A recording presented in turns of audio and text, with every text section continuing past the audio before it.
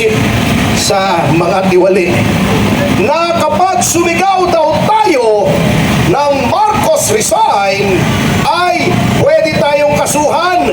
Natatakot ba kayo? Hindi! Sumigaw tayo! 1, 2, 3! Marcos resign! Marcos resign! Marcos resign! Marcos resign! Yan! Yan, Vic! Saksak mo sa balang mo!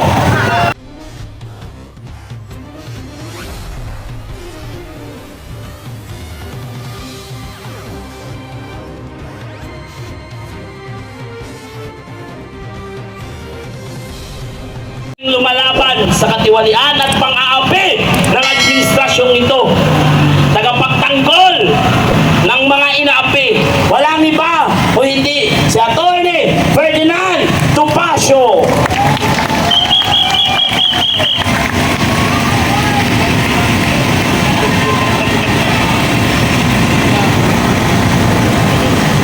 Mga magulang at mga kapatid, magandang hapon po. Salamat sa iyo pagpapakilala na matagal na po tayong lumalaban sa katiwalian, sa anomalya, sa pagnanakaw, at nais ko pong sabihin sa inyo na sa aking paglaban, kahit kailan ay hindi po ko naging mag-isa, sapagkat bukod kay Congressman Jing Paras, nasaan si Jing? Nag-CR yata? Nag-CR, oo. Medyo, ang tawag ay hindi na niya maaaring i-ignore ang tawag ng kalikasan. Kasama ko rin, syempre, si Congressman Defensor, lahat ng narito. At syempre po, hindi po natakot, hindi umurong, hindi umatras, palaging pasulong ang mga opisyal at mga miyembro ng Citizens Crime Watch, mga kasama. Narito po sila mula sa iba't ibang mga lalawigan, ay dumayo pa po sila rito. May Laguna, may Batangas, tayo nga yung mga miyembro ng Citizens Crime Watch. At kumaway po kayo sa ating mga kapwa kawal na nagtatanggol sa mga sabi na ng mga dating mga nagsalita, yung sa flood control, yung sa PDIC. Ngunit alam nyo, marami pa pong kalokohan itong gobyernong ito. Pero bago yan, ipakita po natin sa mga nababahala na tayo ay hindi natatakot. Sabi ni John Vic Remulla, parang hindi Caviteño ito eh, sip-sip sa mga tiwali, na kapag sumigaw daw tayo ng Marcos resign ay pwede tayong kasuhan. Natatakot ba kayo? Hindi! Sumigaw tayo! 1, 2, 3! Marcos resign! Marcos resign! Marcos resign! Marcos resign! Yan! Yan, Vic! Saksak mo sa balang mo!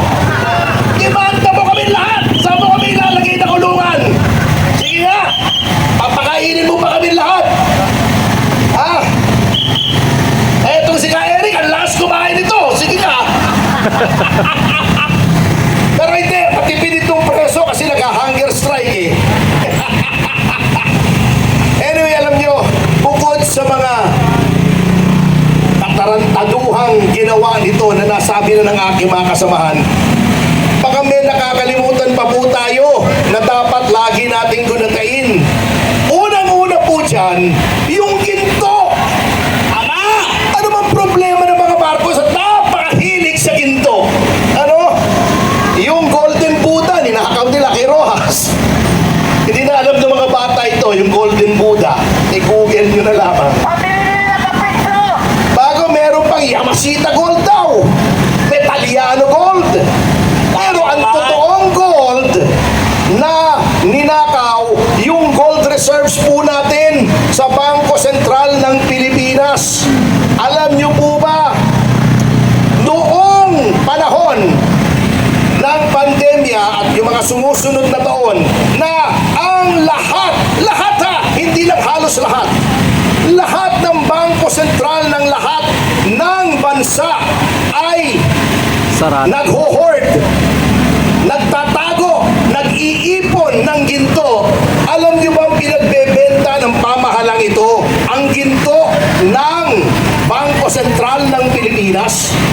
27 tons, 27 tonelada, mahigit kumulang ang ibinenta. Bakit daw ibinenta na nangatuwiran pa? Kasi daw, maganda ang presyo noon. Tutubo ang pamahalaan kung magbebenta ng ginto. Ang masasabi ko sa kanila, ikwento nyo sa pagong. Kasi, nung binenta nila, yung presyo, tignan nyo, huwag kayong maniwala sa akin, baka binobola ko kayo eh. I-fact check nyo sa internet. Yung presyo ng pinagbentahan nila, tumaas ang presyo ng ginto. Hindi bumababa. Ginto yan eh. That's the best, that's the safest investment. Alam nyo ba kung magkano ang nalugi sa gobyerno dahil nagbenta sila ng ginto mga 2-3 taong nakaraan? Kontra sa presyo ngayon, nalugi ang ating gobyerno ng 200 bilyon! 200 bilyong piso! Alam nyo, hindi ako naniniwala na maling diskarte yan eh. Knowing this government, may kumita dyan! Hindi gagalaw itong gobyerno ito nang walang kita. Kaya nga sinasabi nila, ang malaking achievement daw ni Ginoong Marcos is that he is very big on peace and order. Alam niyo ba yan, kasama Jing? Malakas daw sa ano daw? Ang si Marcos Jr. daw ay very big on peace and order. Kasi pag may proyekto, sasabihin niya, I want a big piece of this, I want a big piece of that. That's an order! Kaya peace and order! Oh, ito pa isang malaking kalokohan. Alam nyo, yung Maharlika Fund, Maharlika pa talagang ang pangalan eh. Natahimik yun. Halatang halata. Diba? Alam niyo po, may mga bansang may sovereign fund. Dubai, UAE, Abu Dhabi, China.